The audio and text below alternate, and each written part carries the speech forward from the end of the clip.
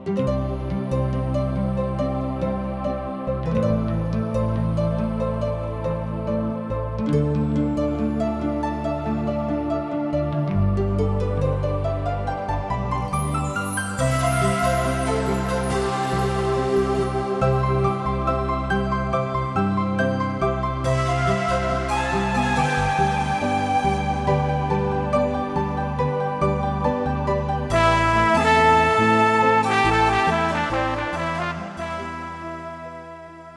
सब जिंदगी की राह देख रहल बानी। ई एगो सोचल विचारल ढंग से बाइबल की किताबन का अध्ययन हवे। ए कार्यक्रम का उद्देश्य है कि लोग जगत के बनावे वाला परमेश्वर की उद्देश्य के जाने, जौना से उनकरी इच्छा के अनुसार चल सकें। परमेश्वर के लोगन के रूप में हमके आपका और आपकी परिवार का चिंता बा, और हम आप सबके आध्यात्मिक रूप से आगे बढ़े में मार्गदर्शन करतनी। कृपा करके हमारे कार्यक्रम देखी और सुनी, ताकि परमेश्वर आपकी जिंदगी में अथाह आशीष भर दे। वचन अध्ययन से पहले सुनी एगो सुंदर आत्मिक गीत।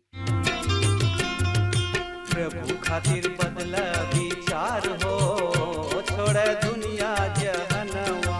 प्रभु खातिर बदला विचार हो, छोड़ दुनिया जहनवा। प्रभु खातिर बदला विचार हो, छोड़ दुनिया जहनवा।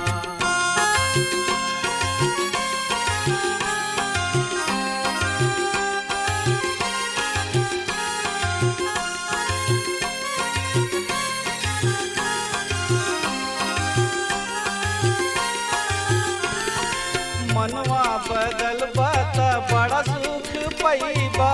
मनवा बदल बात बड़ा सुख पैबा। नाही त पीछे तू नरक में जइबा। नाही त पीछे तू नरक में जइबा। नाही त पीछे तू नरक में जइबा। स्वर्ग के खुलल बा दरबार हो, छोड़ दुनिया जहनवा। स्वर्ग में खुलल बा दरबार हो, छोड़ दुनिया जहनवा। प्रभु खातिर बदला विचार हो, छोड़ दुनिया जहनवा।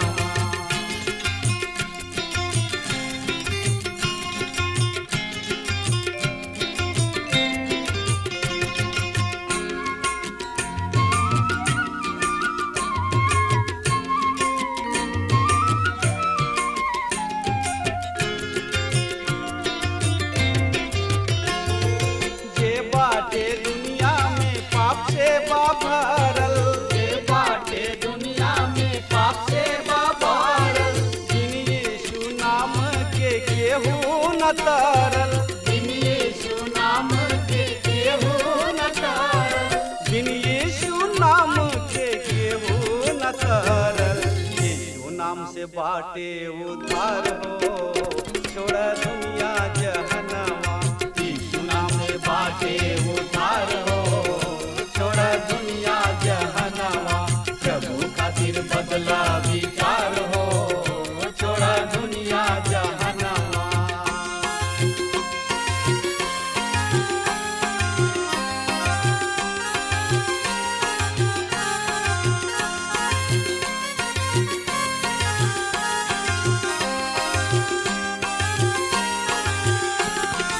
जब रउआ चाहिले जिंदगी सुधारे।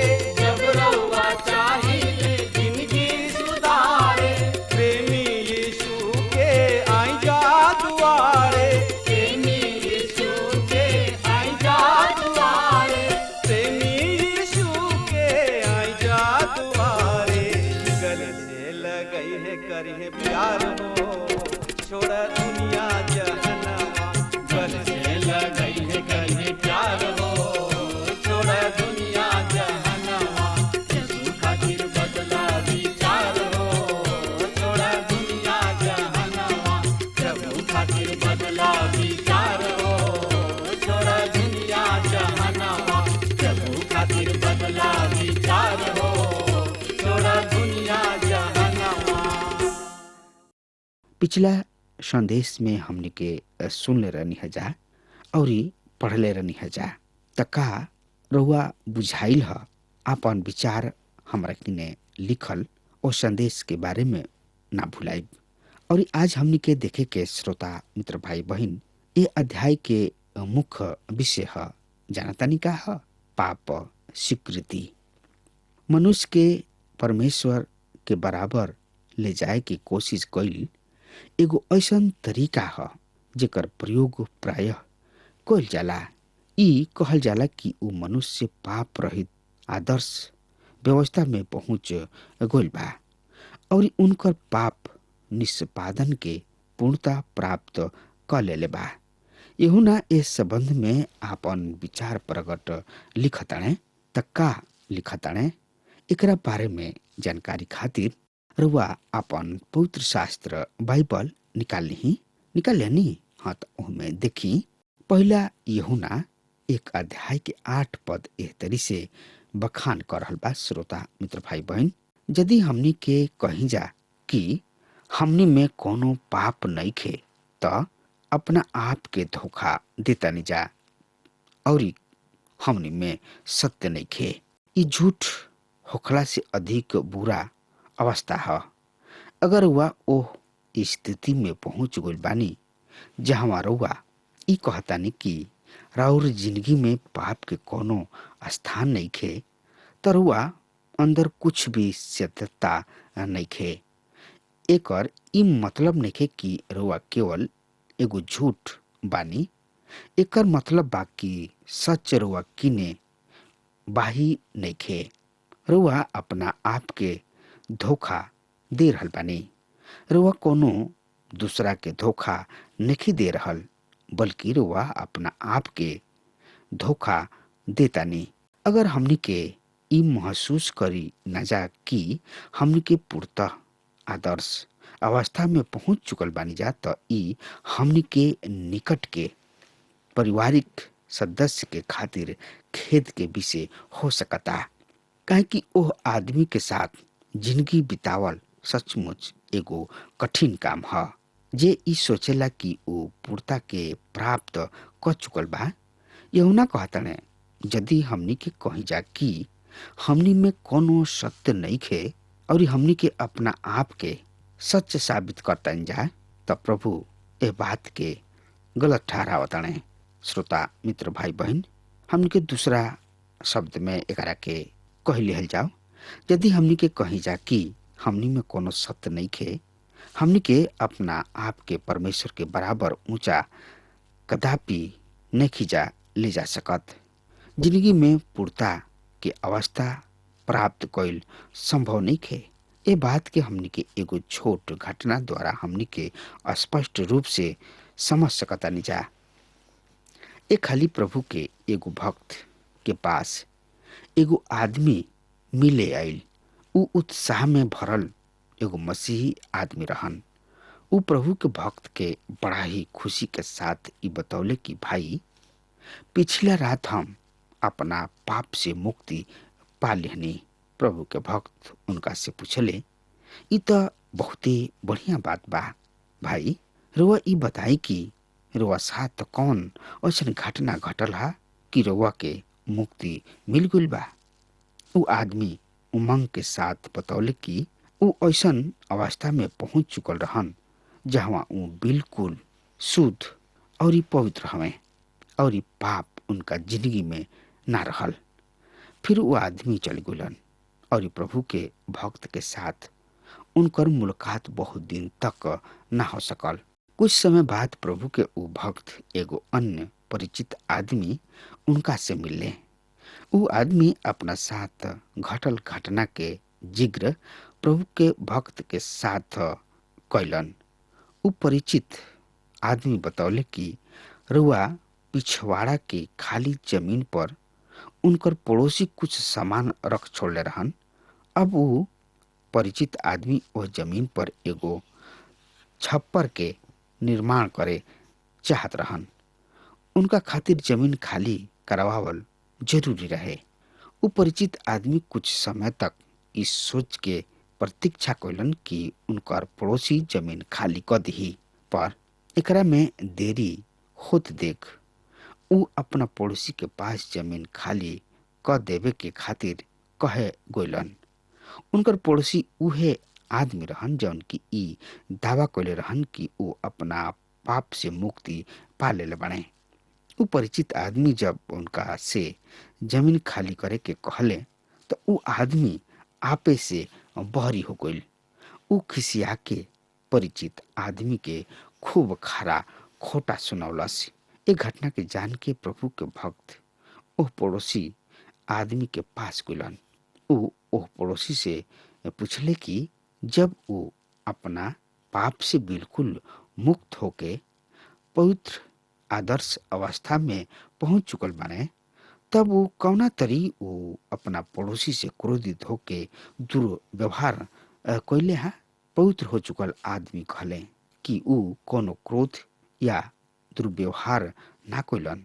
हाँ, ऊ गलती कुछ जरूर कइले बाने। ऊ क्रोधित होके पाप नइखन समझत। ई एगो गलती है, क्रोध।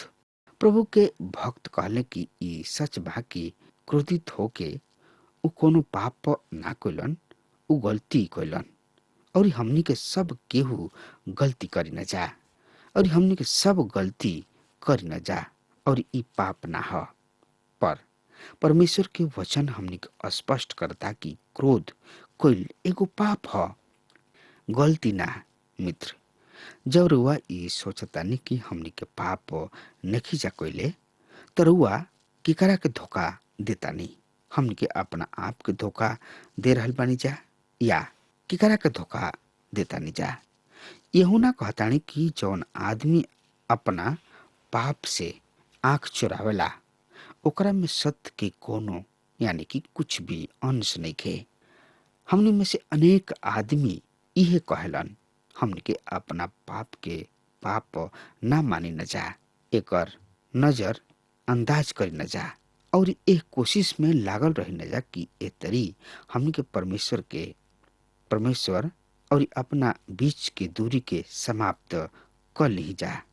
अब ऐसना स्थिति में जब हमनी के परमेश्वर के अपना स्थिति में नीचे नहीं जा ले आ सकत, खुद के परमेश्वर के पास ऊंचा नहीं जा उठ सकत, तो हमनी के का करी जा?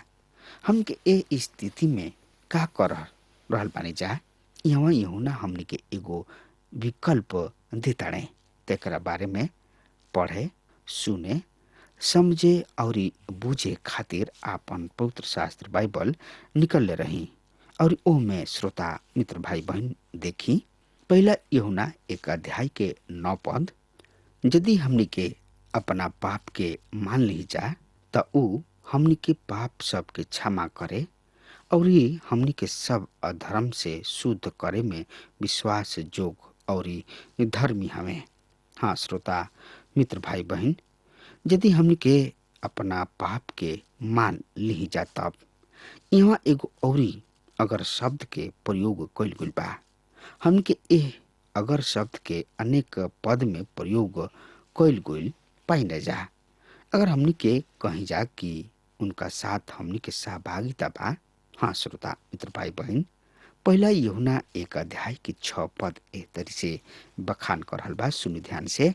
यदि हमनी के कहीं जा कि उनका संगे हमनी के सहभागिता बा, ओकरा बादो अन्हार में चली न जा त हमनी के झूठ बोलतानी जा और इस सांच पर ना चली न जा।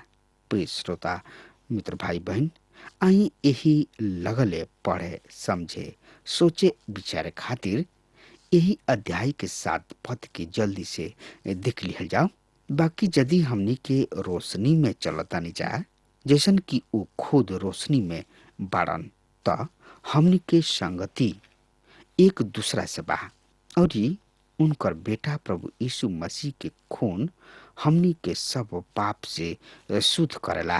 हाँ श्रोता मित्र भाई बहन, यही अध्याय के 8 पद एह तरी से बखान करता, यदि हमनी के कहीं जा कि हमनी में पाप नहीं खे तो अपना आप के धोखा देतानी जा और हमनी में साँचपन नहीं खे। यह ऊ सही तरीका बा जेकरा द्वारा एगो पाप ग्रसित मनुष्य और पवित्र परमेश्वर के एक साथ मेल हो सकता।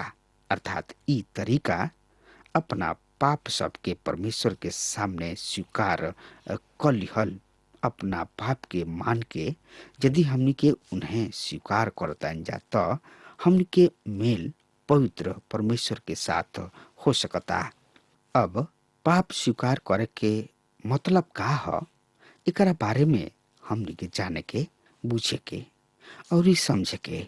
एकर अर्थ उहे कहल, उहे स्वीकार कइल जौना के परमेश्वर चाहेलन कि रउआ स्वीकार करी।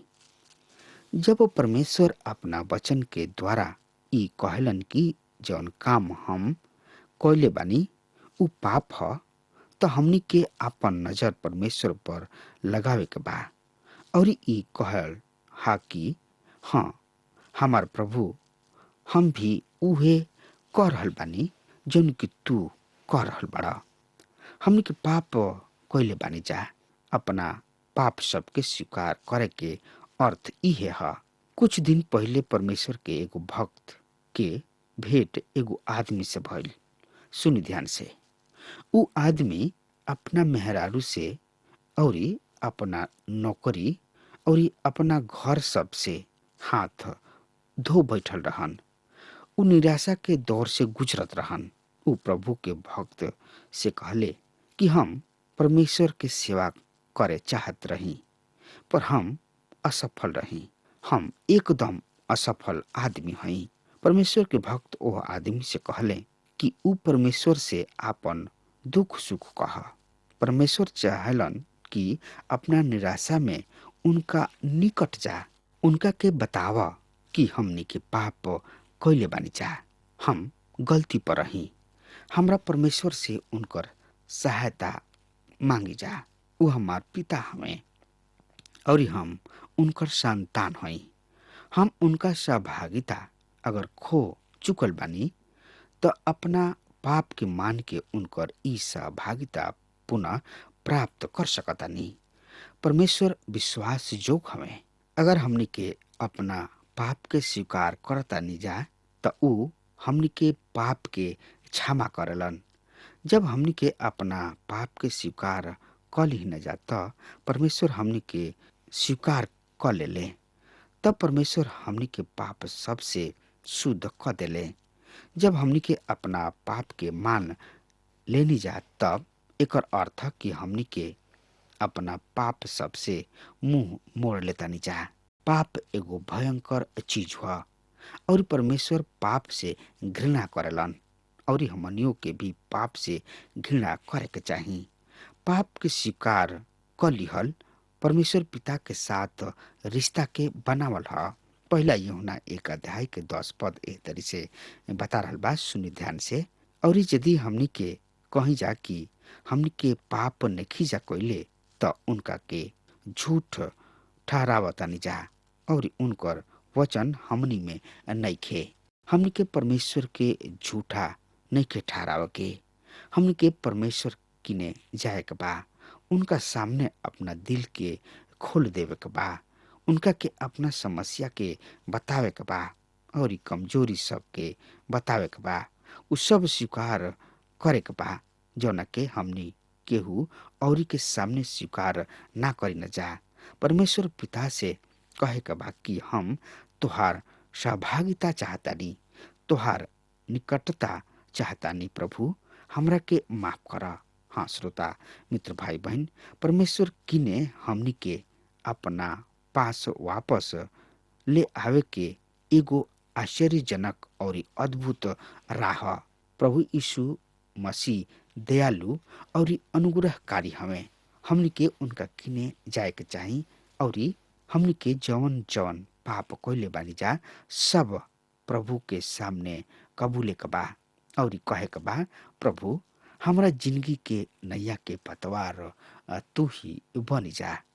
तू ही हमार उद्धार करता हवा, तू ही हमार मुक्ति दाता हवा। अगर हमार बात रुआ तक पहुंच रहल बा त आज वे यही घड़ी प्रभु यीशु मसीह के उद्धारकर्ता के रूप में ग्रहण करी और कहीं, प्रभु हमरा जिंदगी के नैया के पतवार तू ही बन जा। हाँ मित्र, अब हमार समय खत्म हो रहा बा, तब तक खातिर वो हमरा के आज्ञा दी। परमेश्वर हुआ के बहुते बहुते आशीष देस। हमके विश्वास बा कि ई कार्यक्रम आप सब खातिर फायदेमंद सिद्ध भइल हुई। अगर आप सबके लगे बाइबल से चाहे आपकी निजी जिंदगी से कोनो सवाल होके चाहे कोनो समस्या खातिर प्रार्थना करावे चाहतनी तो हमारी फोन नंबर पर जरूर संपर्क करी और आज का दिन आप खातिर सुखद बनावे।